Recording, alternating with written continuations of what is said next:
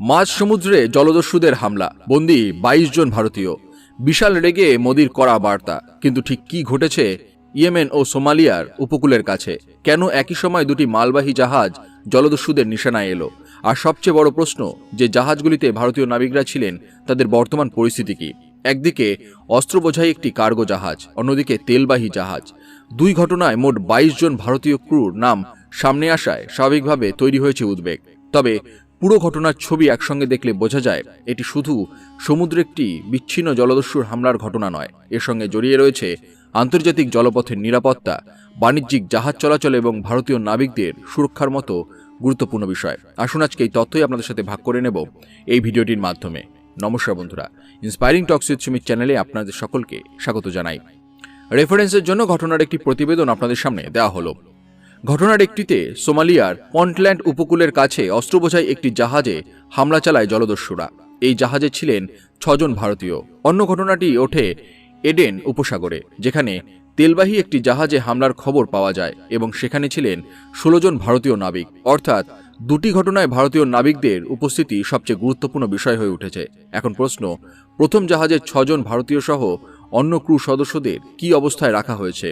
দ্বিতীয় জাহাজের নাবিকরা কিভাবে নিরাপদে রয়েছেন? আর এই ঘটনার পর সামুদ্রিক নিরাপত্তা ব্যবস্থায় কি ধরনের পদক্ষেপ নেওয়া হচ্ছে? আজকের এই প্রতিবেদনে শুরু থেকে শেষ পর্যন্ত পুরো ঘটনাটি বিস্তারিতভাবে আলোচনা করব, তাই অবশ্যই ভিডিওটি শেষ পর্যন্ত মনোযোগ সহকারে দেখুন। আপনারা যারা এই চ্যানেলে নতুন তারা অবশ্যই চ্যানেলটি সাবস্ক্রাইব করুন এবং বেল বাটনে প্রেস করুন এরকম আরও অনেক নতুন কিছু নোটিফিকেশন পেতে। ভিডিও দেখে ভালো করে লাইক করবেন এবং সবাইকে শেয়ার করবেন যাতে তারাও ভিডিও দেখে উপকৃত হয়। কমেন্টে জয় হিন্দ ও জয় ভারত লিখতে ভুলবেন না। এবার চলুন বিষয়টি বিস্তারিতভাবে জেনে নেওয়া যাক। প্রথমে আসা যাক সোমালিয়ার পন্টল্যান্ড উপকূলের ঘটনার দিকে। জানা গেছে ক্যামেরুনের পতাকাবাহী একটি মালবাহী জাহাজ তুরস্কের টেকিরদাক বন্দর থেকে অস্ত্র নিয়ে তানজানিয়ার দার এস সালামের দিকে যাচ্ছিল। সমুদ্রপথে এগিয়ে যাওয়ার সময় সোমালিয়ার পন্টল্যান্ড অঞ্চলের কাছে জাহাজটিকে লক্ষ্য করে হামলা চালায় জলদস্যুরা। স্থানীয় এক আধিকারিকের দেওয়া তথ্য অনুযায়ী মোট 8 জন জলদস্যু পন্টল্যান্ডের ইলজেরার মারাইয়া উপকূল থেকে প্রায় 3.5 নটিক্যাল মাইল দূরে জাহাজটিতে ওঠে। এই জাহাজে মোট 10 জন কর্মী ছিলেন, তাদের মধ্যে 6 জন ভারতীয়। এছাড়া ছিলেন একজন তুর্কি নাগরিক, একজন জর্জিয়ান এবং 2 জন সার্বিয়ান নিরাপত্তারক্ষী। প্রাথমিক তথ্য অনুযায়ী জাহাজের কর্মীদের বন্দী করে নুগাল উপকূলের দিকে নিয়ে যাওয়া হয়েছে। এই মুহূর্তে তাদের অবস্থান বা শারীরিক পরিস্থিতি সম্পর্কে নিশ্চিত তথ্য সীমিত থাকায় বিষয়টি নিয়ে নজরদারি চলছে। জাহাজটির সঙ্গে পোলার মুভমেন্ট শিপিং নামের একটি সংস্থার সম্পর্ক রয়েছে বলেও জানা গিয়েছে। এই ঘটনার আরও একটি গুরুত্বপূর্ণ দিক হল জাহাজে থাকা পণ্য।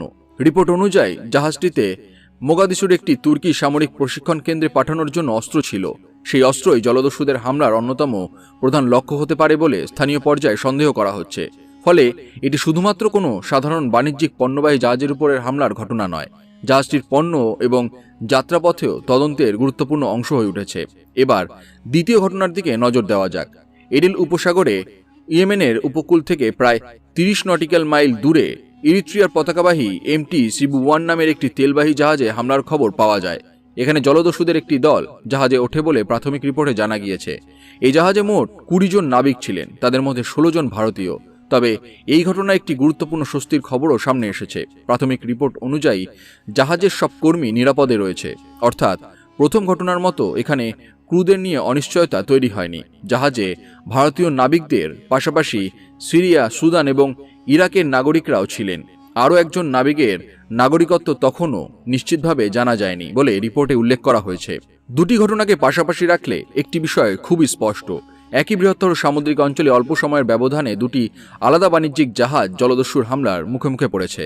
একটি জাহাজে অস্ত্র, অন্যটিতে তেল, আর 2 জাহাজ মিলিয়ে ভারতীয় ক্রু সদস্যদের সংখ্যা 22 জন। ফলে ভারতের জন্য বিষয়টি গুরুত্বপূর্ণ হয়ে উঠেছে। এখন স্বাভাবিকভাবে প্রশ্ন উঠছে, ভারতীয় নাবিকদের বিষয়ে কি করা হচ্ছে? সামুদ্রিক ঘটনার ক্ষেত্রে তথ্যের দ্রুত আদান প্রদান অত্যন্ত গুরুত্বপূর্ণ। এই ঘটনার পর নাভিক অনলাইন মেরিটাইম ক্যাজুয়ালিটি রিপোর্টিং সিস্টেমে নিয়মিত আপডেট দেওয়ার নির্দেশ দেওয়া হয়েছে বলে জানা গিয়েছে। এর ফলে ঘটনার সঙ্গে যুক্ত কর্তৃপক্ষ পরিস্থিতির পরিবর্তন সম্পর্কে ধারাবাহিক তথ্য সংগ্রহ করতে পারবেন। এখানে ভারতীয় নাবিকদের নিয়োগকারী সংস্থাগুলির ভূমিকাও গুরুত্বপূর্ণ। এসকেএস কৃষি মেরিন সার্ভিসের সুমিতকান্ত সিং জানিয়েছেন, তাদের সংস্থায় দ্বিতীয় জাহাজের 4 জন কর্মীকে নিয়োগ করেছিল। ওই কর্মীদের সম্পর্কে প্রয়োজনীয় তথ্য সামুদ্রিক কর্তৃপক্ষের কাছে পাঠানো হয়েছে। এমন পরিস্থিতিতে নাবিকদের পরিচয়, যোগাযোগের তথ্য এবং তাদের পরিবারের সঙ্গে সমন্বয় সবকিছুই গুরুত্বপূর্ণ হয়ে ওঠে। আর এখানেই আসে ভারতীয় সামুদ্রিক পরিকাঠামো এবং আন্তর্জাতিক সহযোগিতার বিষয়টি। ভারত বিশ্বের অন্যতম গুরুত্বপূর্ণ সমুদ্রপথ ব্যবহারকারী দেশ। দেশের বিপুল সংখ্যক বাণিজ্যিক পণ্য সমুদ্রপথে বিভিন্ন দেশে যায় এবং ভারতীয় নাবিকরাও বিশ্বের বিভিন্ন জলপথে কাজ করেন। তাই আন্তর্জাতিক জলপথে নিরাপত্তা বজায় রাখা শুধু কোনো একটি দেশের দায়িত্ব নয়, এর সঙ্গে বহু দেশের সমন্বয় জড়িয়ে। সোমালিয়া ও এডেন উপসাগরের জলপথ বিশেষভাবে গুরুত্বপূর্ণ। লোহিত সাগর, এডেন উপসাগর এবং ভারত মহাসাগরের সংযোগস্থল দিয়ে প্রতিদিন অসংখ্য বাণিজ্যিক জাহাজ চলাচল করে। এশিয়া, আফ্রিকা ও ইউরোপের মধ্যে বাণিজ্যিক যোগাযোগের ক্ষেত্রে এই জলপথের গুরুত্ব অনেক বেশি। বিশেষ করে 6 জন ভারতীয় পরিস্থিতি নিয়ে নিশ্চিত তথ্য সামনে আসা অত্যন্ত গুরুত্বপূর্ণ। অন্যদিকে দ্বিতীয় জাহাজের ক্ষেত্রে 20 জন নাবিক নিরাপদে থাকার প্রাথমিক তথ্য কিছুটা স্বস্তি দিচ্ছে, কিন্তু সামুদ্রিক নিরাপত্তার দৃষ্টিতে এই ঘটনা গুরুত্বপূর্ণ। কারণ জাহাজটি এডেন উপসাগরের এমন একটি অঞ্চলে চলাচল করছিল যেখানে বাণিজ্যিক জাহাজগুলিকে নিরাপত্তা পরিস্থিতি সম্পর্কে অত্যন্ত সতর্ক থাকতে হয়। এই পুরো ঘটনায় আরও একটি বিষয় মনে রাখা প্রয়োজন। জলদস্যুতা শুধু জাহাজ লুটের ঘটনা নয়, এর সঙ্গে জড়িয়ে থাকে নাবিকদের নিরাপত্তা, আন্তর্জাতিক বাণিজ্য, জাহাজের বীমা, পণ্য পরিবহনের সময় এবং বিভিন্ন দেশের সামুদ্রিক নিরাপত্তা ব্যবস্থার মতো একাধিক বিষয়। কোনো জাহাজকে তার নির্ধারিত পথ থেকে সরিয়ে দিলে বা ক্রুদের আটকে রাখা হলে তার প্রভাব সংশ্লিষ্ট পরিবার থেকে শুরু করে আন্তর্জাতিক বাণিজ্য পর্যন্ত পৌঁছাতে পারে। ভারতের দৃষ্টিকোণ থেকে সবচেয়ে গুরুত্বপূর্ণ বিষয় হল ভারতীয় নাবিকদের নিরাপত্তা। যে কোনো আন্তর্জাতিক সামুদ্রিক ঘটনায় তাদের পরিচয়, অবস্থান এবং নিরাপত্তার বিষয়ে দ্রুত তথ্য সংগ্রহ করা জরুরি। এই কারণেই সংশ্লিষ্ট সামুদ্রিক কর্তৃপক্ষ এবং নিয়োগকারী সংস্থাগুলির মধ্যে যোগাযোগ গুরুত্বপূর্ণ হয়ে ওঠে। এখন নজর থাকবে প্রথম জাহাজের 6 জন ভারতীয় নাবিকের দিকে। তাদের বিষয়ে আরও নির্ভরযোগ্য তথ্য কবে সামনে আসে সেটি এই মুহূর্তে সবচেয়ে বড় প্রশ্ন। একই সঙ্গে দ্বিতীয় জাহাজে নিরাপদ থাকা 20 জন ক্রু সদস্যদের পরিস্থিতিও নজরে রাখা হচ্ছে, কারণ সমুদ্রপথে নিরাপত্তা পরিস্থিতি দ্রুত পরিবর্তিত হতে পারে। এই ঘটনায় আরও একবার সামনে এলো ভারতীয় নাবিকদের আন্তর্জাতিক ভূমিকা।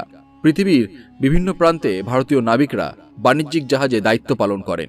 তারা আন্তর্জাতিক সরবরাহ ব্যবস্থার গুরুত্বপূর্ণ অংশ। তাই তাদের নিরাপত্তা নিশ্চিত করা শুধু মানবিক দায়িত্ব নয়, আন্তর্জাতিক বাণিজ্যের ধারাবাহিকতার সঙ্গেও যুক্ত। সবশেষে এই মুহূর্তে সবচেয়ে জরুরি হল নিশ্চিত তথ্যের জন্য অপেক্ষা করা এবং পরিস্থিতির উপরে নজর রাখা। প্রথম জাহাজের 6 জন ভারতীয় সহ মোট 10 জন ক্রুর অবস্থান সম্পর্কে দ্রুত পরিষ্কার তথ্য পাওয়া দরকার।